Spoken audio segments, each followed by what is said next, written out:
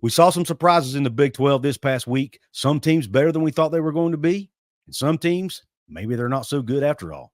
We're going to talk about those teams in this episode, which is brought to you in part by BetUS Sportsbook and Casino and Cats, Cantor, Stone Street, and Buckner. So stay tuned, and I'll give you my rankings for Week 6 in the Big 12 right after this word from one of those sponsors.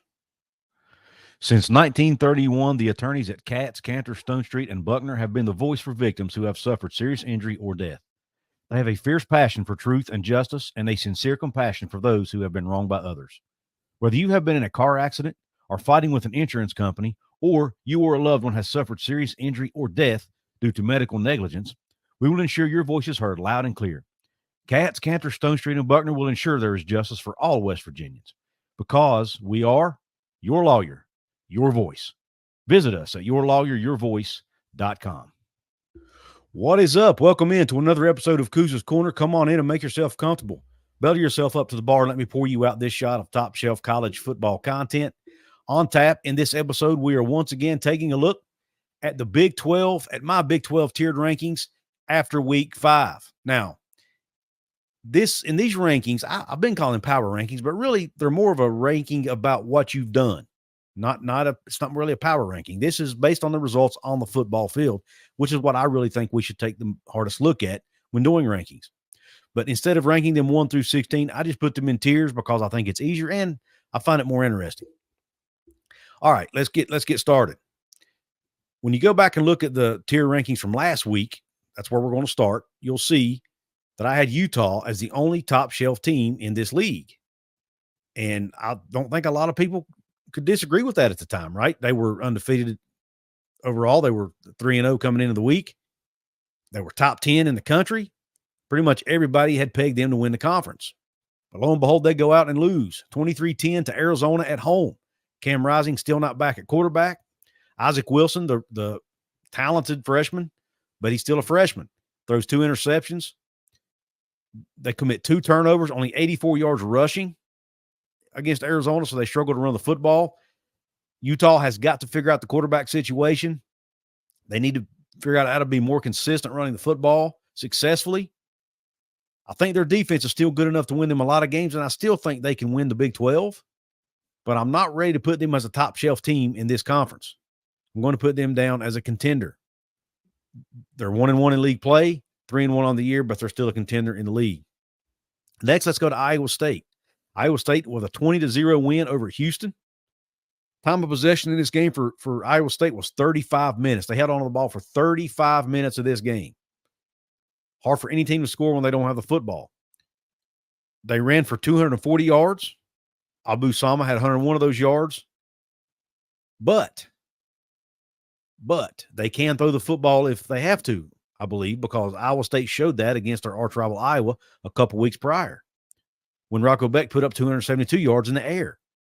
So Iowa State seems to be a well-balanced team. They're not going to blow you away offensively. They're only against Power 4 competition. I think they're only scoring about 20 points a game. But I'm not sure if that's that they're not that good or if it's just the way they play. I think it's their style. They want to rely on their defense, ball control, controlling the game. And Iowa State is really good at that. At least they have been so far. Their offense doesn't excite me yet, but, man, they're so balanced. And they are undefeated in the league. And they just pitched a shutout against a Power 4 team. So I think it's only fair to move them up to the top shelf right now based on those results. Again, I'm not sold on them yet as the best team in this conference, but as of today, they are. Next team, or at least they're one of them. Best team, or next team on the list, rather, the UCF Knights. Boy, I did not see this coming. They go out and lose 48-21 to Colorado at home. They give up 5 sacks. Colorado's defense had 13 tackles for loss. UCF committed 4 turnovers and did not run the ball as well as they had been against other teams. That Colorado defense stifled their running game. KJ Jefferson was not able to get it done in the pass game. At least he couldn't do enough to keep up with that Colorado offense. I still think UCF's a good team, but Colorado, I think, showed some holes in that UCF team. Is UCF still a contender for the conference championship?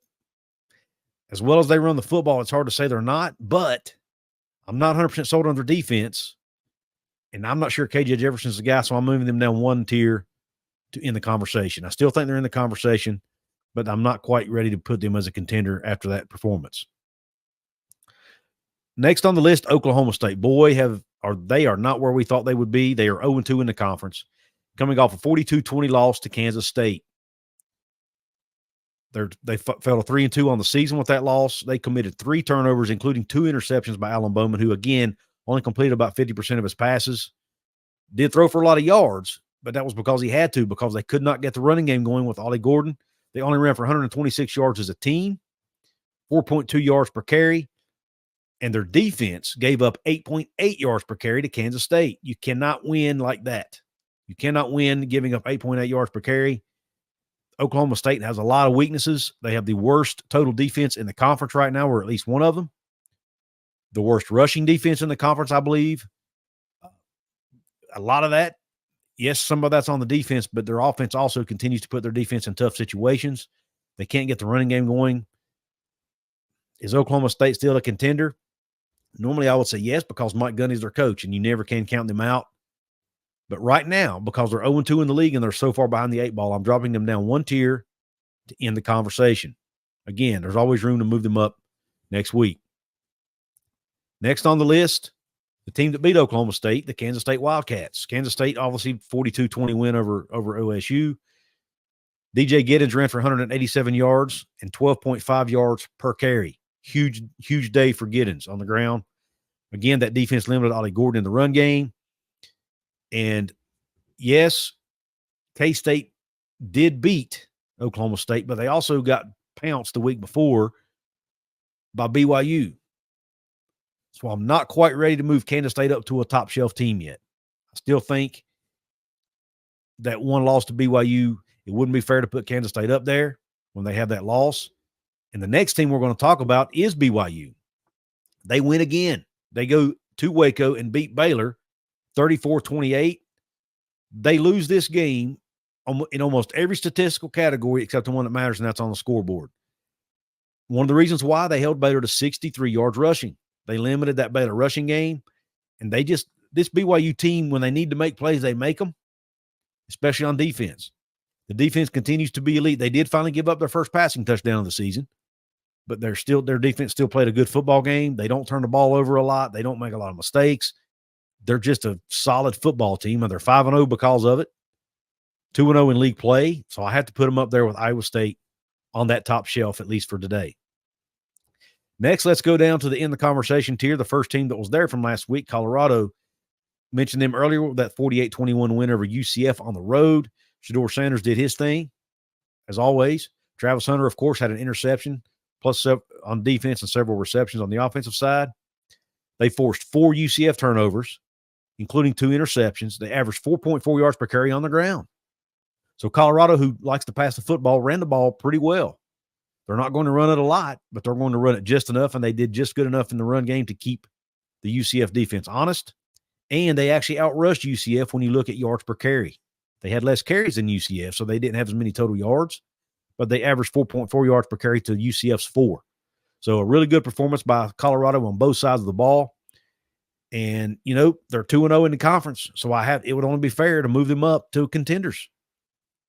Regardless of all the negativity coming from myself and others around that program, a lot of the things way they do things, I haven't agreed with, but you have to give them their flowers. They're 2-0 in conference play and 3-1 on the year. So they are as of today, they are a contender in this league. If you want to place a bet on this game, look no further than our friends over at BetUS Online Sportsbook and Casino. You get a 150% bonus on your first deposit with promo code YouTube150.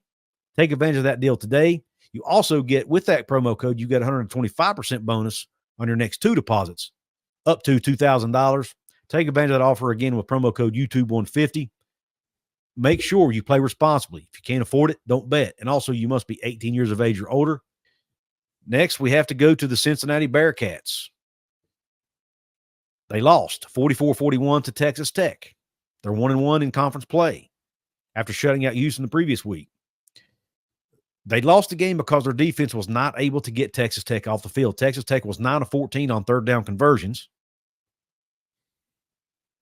But That Cincinnati offense kept them in the game. They put up 555 yards of total offense, 426 of those through the air.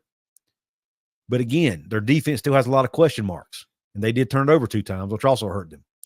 But you also have to take into account their starting running back, Corey Kiner, along with their second running back, their backup running back, were both hurt for most of the game. So it caused quarterback Brendan Sorsby to have to do more, and he was able to do it for the most part. He played really well outside of the interceptions. And even though Cincinnati lost, because their offense is putting up so many points and so many yards, I've got to leave them where they are. I still think they're a good football team, and I still think they're in the conversation in this conference race, especially in a conference that has so much parity. Next, let's go to the team they played, the Texas Tech Red Raiders. Texas Tech wins the game against Cincinnati 44-41. They're 4-1 on the year, 2-0 in league play. Taj Brooks ran the ball 32 times for 172 yards and 2 scores. Baron Morton threw for two more scores, was 19 of 29 passing. They were efficient in the pass game, did what they needed to do running the football. That offense is really good. They can put up a lot of points on a lot of teams. Their defense has a lot of holes, and they have some work to do there, but as good as that offense is, they're going to be able to outscore some teams. And because of that, and because they're 2-0 in league play, I'm leaving Texas Tech. Actually, I'm moving Texas Tech up a notch to the contender list, to the contender tier, rather. I think they deserve it after being 4 or 3-1 on the year. All right, next, let's go to the Arizona Wildcats, who are in the pretender tier right now, or they were last week, rather. They go on the road to Utah in Rice-Eccles Stadium and pull off a 23-10 win over a number 10 team in the country, Utah. They had 197 yards passing and 169 yards rushing, so they were very balanced offensively. Their defense only gave up 84 yards on the ground to the Utes. They forced 2 Utah turnovers. Both of them were interceptions by Isaac Wilson. And they forced Utah to be 0-4 on 4th down conversions. Utah went for it on 4th down 4 times. Arizona stopped them all 4 times, allowed their offense to get back on the field and give Noah Fafita more time and more possessions to work with. So this Arizona team is still a dangerous team. Anytime you have that quarterback, that receiver, they seem to be playing better all-around football than they did the previous week or 2 weeks prior when they played Kansas State and they got trounced. Got to give Arizona credit for this win. Move them up to end the conversation as they're now 1-0 in conference play. All right, the pretenders. Staying with the pretenders, the Baylor Bears. Things aren't looking good in Waco for Dave Aranda and company. They fall again, another 1-score game. This time, 34-28 to BYU, which I mentioned earlier. They're 0-2 in the conference, 2-3 overall. Only 63 yards on the ground rushing. Just can't run the football. And it's funny because Baylor, these are close football games. It's not like they're getting blown out. They're close games, but it's like they cannot find a way to win. They keep finding ways to lose games. At home, on the road, it doesn't matter. The previous week, they were ahead of Colorado at the end, and Colorado completes a Hail Mary to put it in overtime. They lose it in overtime. This week, they were down big. They come back, make it a game, but you can't get over the hump. Can't make the play that they need to make on a big 3rd down or big 4th down, rather, to advance the ball and continue driving. So they just cannot make the plays when they need to make plays. And the noise on Dave Aranda is getting loud in Waco. He's on the hot seat now, potentially there. That program could potentially spiral. So because of that, I have to move Baylor down a notch to bottom shelf. I hate to do it. I like Dave Aranda. I like that program. A lot of respect for him. But right now they're 0-2, so I've got to move them down to bottom shelf. Arizona State, they had a bye week. They're 0-1 in league play, 3-1 overall. I'm leaving them where they are as pretenders for now. West Virginia also had a bye week. They're 1-0 in the league, but their only win is over Kansas, who I'll get to momentarily. They haven't looked so good in their losses. And the 2 teams they've beaten so far have been an FCS school in Kansas. So because of that, I'm leaving them as pretenders as well for now until they show me more. Next, let's go down to the bottom shelf tier from last week to TCU. TCU actually got a win this week, 38-27 over Kansas on the road. They are now 1-1 in league play, 3-2 overall. They put up 507 total yards of offense, with 356 of those being through the air with quarterback Josh Hoover. TCU continues to struggle running the football. They continue to turn the ball over, and they struggle to stop people. Again, their offense can put up a lot of yards and a lot of points, but they have to do it through the air for the most part. You find a team that can shut down that passing game, or at least limit it, they're going to struggle. But they did win the game. So I've got them, and they are 1-1 in league play. So I'm going to move them up to a pretender from bottom shelf, at least for now. Now let's go to the last tier, which is the well tier. These are the worst of the worst. Last week, it was Houston and Kansas. This week, it's going to remain Houston and Kansas. Houston shut out again. Second week in a row, they did not score a point. Not even a field goal. Not even a safety. Completely shut out 2 weeks in a row. They're 1-4 on the year. They were 1 of 8 on third down in this game against Iowa State. Only mustered 72 yards of passing the entire game. Turned it over 3 times and had 7 penalties. Just ugly, ugly football on the offensive side by Houston. So I'm leaving them where they are as a well team in this conference. Kansas. Jalen Daniels still can't get it together. Kansas drops the game 38-27 to TCU at home. Now, they're not playing any true home games this year. I understand that. But the game was closer to their fans than TCU. So it was still technically a home game.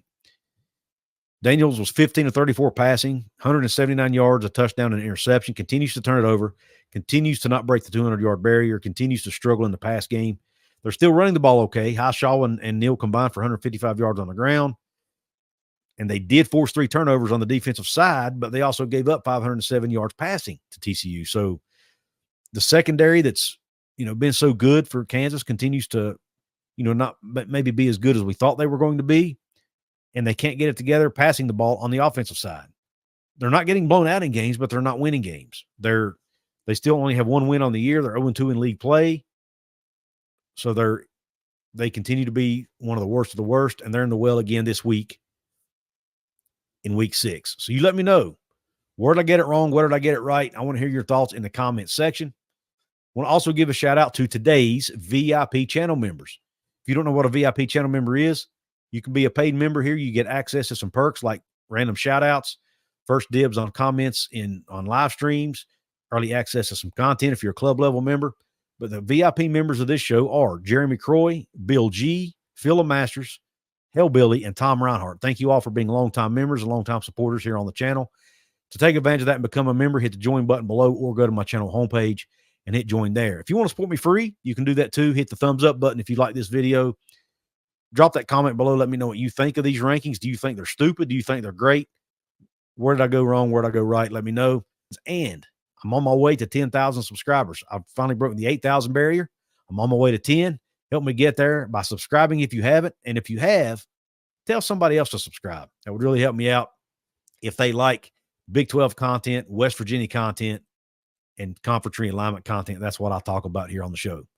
I appreciate you tuning into this episode. Be sure to check out the show in the top corner of your screen right now. Another shout out to my channel sponsors, BetUS Sportsbook and Casino in Cats, Counter, Stone Street, and Buckner. Hope the rest of your day is top shelf and Q Country Roads.